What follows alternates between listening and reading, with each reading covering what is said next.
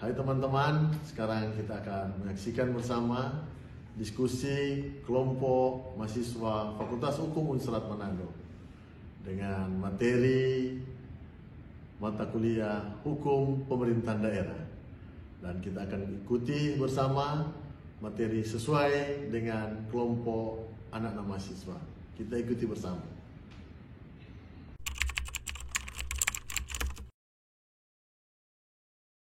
Guys, saya Salma Latihan ingin memaparkan materi tentang hukum pemerintahan daerah. Jadi menurut saya hukum pemerintahan daerah adalah kumpulan aturan hukum yang mengatur bagaimana pemerintah daerah menyelenggarakan pemerintahannya sendiri.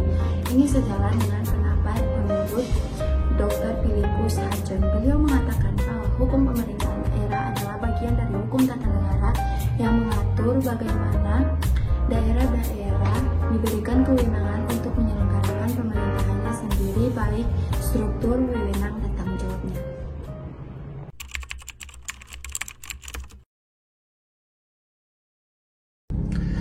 Baik, kali ini dengan saya Resen Putra Marcelino akan menjelaskan mengenai instansi-instansi pemerintahan pusat yang tidak boleh diintervensi oleh pemerintahan daerah. Jadi beberapa instansi-instansi yang tidak boleh diintervensi oleh pemerintahan daerah itu dibagi atas 5 golongan. Yang pertama itu adalah golongan dari sisi keamanan. Dari sisi keamanan ini ada instansi seperti Polri dan Badan Intelijen Negara. Instansi-instansi seperti ini tidak boleh diganggu oleh pemerintahan daerah karena untuk mencegah keutuhan penegakan hukum dalam Indonesia. Jadi penegakan hukum itu harus dilakukan secara merata agar bisa adil dan transparan di seluruh aspek dalam negara. Nah, yang kedua itu adalah keamanan. Nah, keamanan ini ada instansi seperti TNI. Kenapa TNI tidak bisa diintervensi oleh pemerintahan daerah? Karena TNI itu menjaga pertahanan dan keutuhan negara kesatuan Republik Indonesia, serta juga memegang kunci strategis dalam upaya pertahanan nasional. Dan setelah itu ada dalam aspek politik luar negeri. Jadi aspek politik luar negeri ini seperti Kementerian Luar Negeri tidak boleh diintervensi oleh pemerintahan daerah karena menjaga subjektivitas dan menjaga satu suara.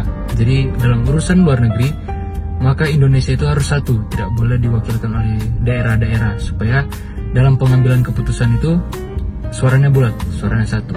Dan setelah itu ada dalam aspek agama.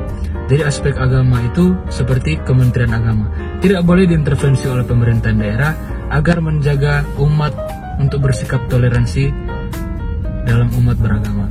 Setelah itu ada aspek hukum. Jadi aspek hukum ini tidak boleh diintervensi oleh pemerintahan daerah seperti kejaksaan dan lain sebagainya. Jadi seperti kejaksaan, hakim-hakim tidak boleh diintervensi oleh pemerintah daerah untuk menjaga kepastian hukum dan keadilan hukum yang ada di satu negara. Jadi tidak boleh diintervensi oleh pemerintahan daerah supaya penegakan hukum dan keadilan itu tetap dijaga. Sekian dari saya, terima kasih.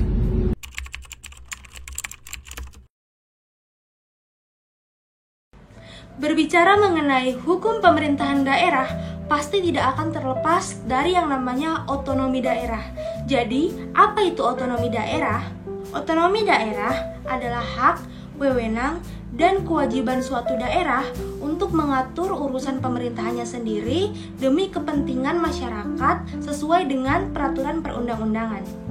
Dasar hukum otonomi daerah diatur dalam pasal 18 Undang-Undang 1945 dan diperjelas dalam Undang-Undang Nomor 23 Tahun 2014 tentang pemerintahan daerah. Adapun tujuan utama dari otonomi daerah yaitu mendorong kesejahteraan masyarakat, meningkatkan pelayanan publik, memberdayakan daerah agar mandiri, dan menciptakan pemerintahan yang demokratif dan efektif. Dikenal juga 4 jenis rumah tangga otonom. Yang pertama adalah rumah tangga material.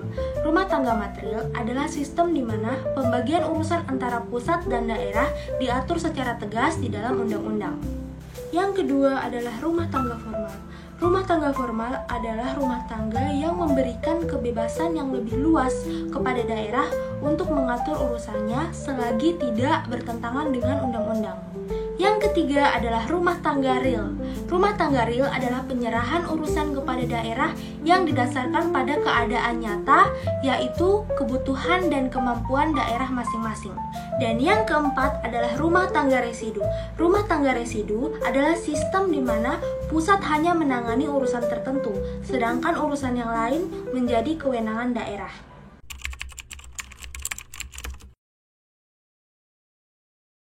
Baik, saya akan membahas tentang struktur pemerintahan daerah di Indonesia.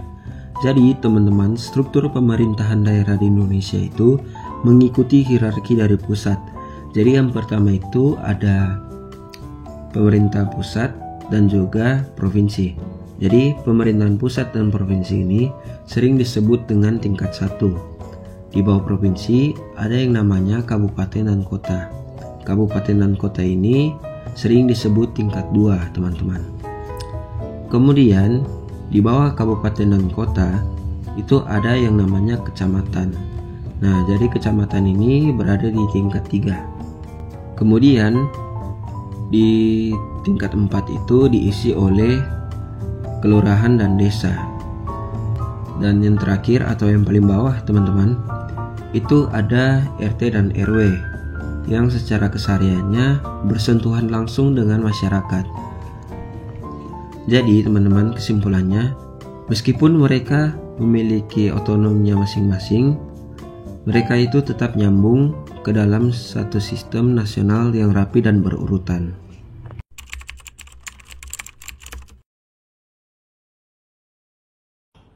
Dalam sistem pemerintahan Indonesia, daerah punya kewenangan mengatur urusannya sendiri.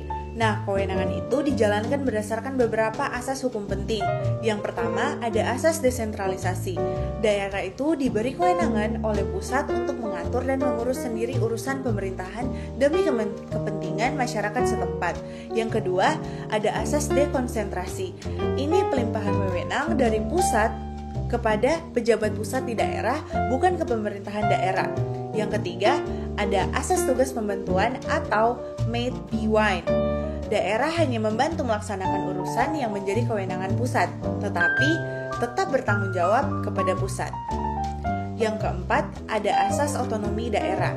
Daerah itu diberikan bebas berinovasi dalam mengatur rumah tangganya sendiri selama sesuai hukum yang berlaku.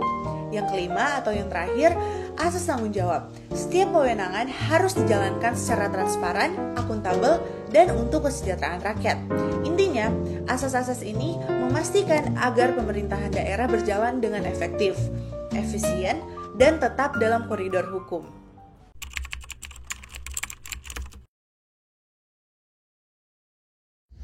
Perkenalkan, nama saya Sultan Musallan dengan akronim 318.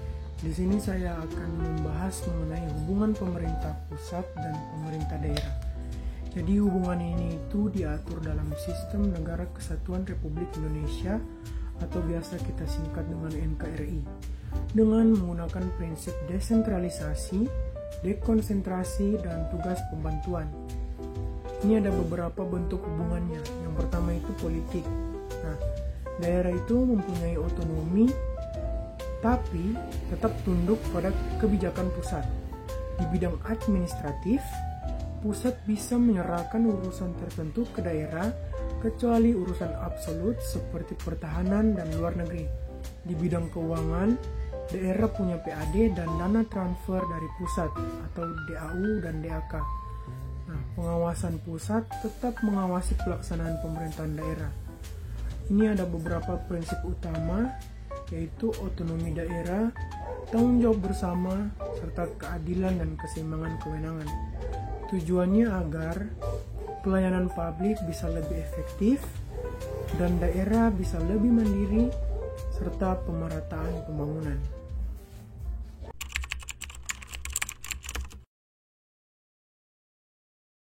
Baik, perkenalkan, nama saya Rian Berjalan Kamal Basic dengan akronim 315. Jadi sekali ini saya akan menjelaskan mengenai perusahaan daerah.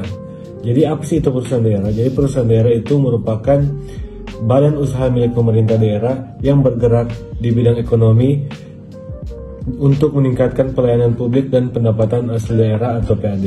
Nah, meskipun perusahaan daerah ini memiliki struktur yang mirip dengan Badan Usaha Milik Negara atau BUMN, perusahaan daerah ini lebih berfokus pada pengelolaan sumber daya lokal dan seringkali memiliki skala yang lebih kecil dibandingkan Badan Usaha Milik Negara.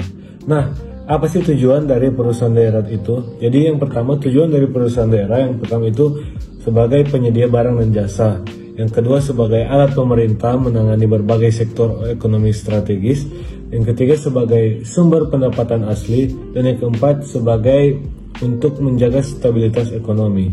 Nah, apa sih peran perusahaan daerah? Jadi salah satu peran utama dari perusahaan daerah yaitu mengelola sumber daya atau sektor yang strategis daerah seperti pengelolaan pasar, transportasi publik, penyediaan air bersih, dan layanan-layanan lainnya. Selain itu, perusahaan daerah juga berfungsi untuk menciptakan lapangan pekerjaan bagi masyarakat, mengurangi ketergantungan pada investasi eksternal, serta meningkatkan kapasitas sumber daya manusia di daerah tersebut.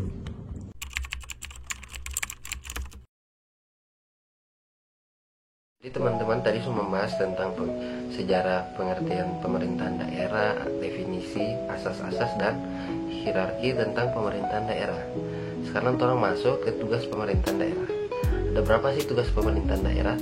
Tugas pemerintahan daerah itu yang saya ketahui ada 5. Penyelenggaraan urusan pemerintahan, pelayanan publik, pembangunan daerah, pemberdayaan masyarakat, dan penegakan peraturan daerah atau Perda.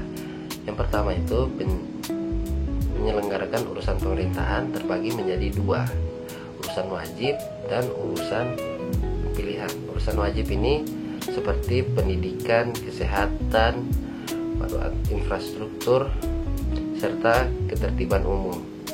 Urusan pilihan itu tergantung DP wilayah masing-masing, sama dengan DP objek pariwisata, baru ladang pertanian atau pariwisata kelautan atau perikanan begitu.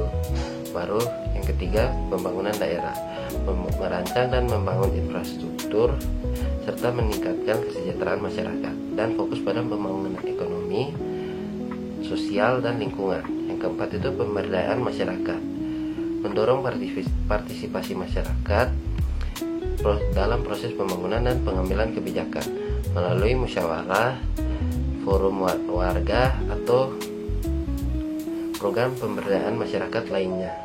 Yang kelima itu penegakan peraturan daerah, penegakan Perda, membuat peraturan sesuai kebutuhan suatu daerah dan menegakkan aturan secara adil dan konsisten.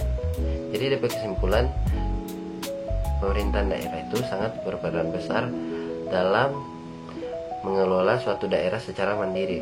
Jadi sama dengan tugas pemerintahan daerah itu sama dengan perpanjangan tangan dari pemerintah pusat.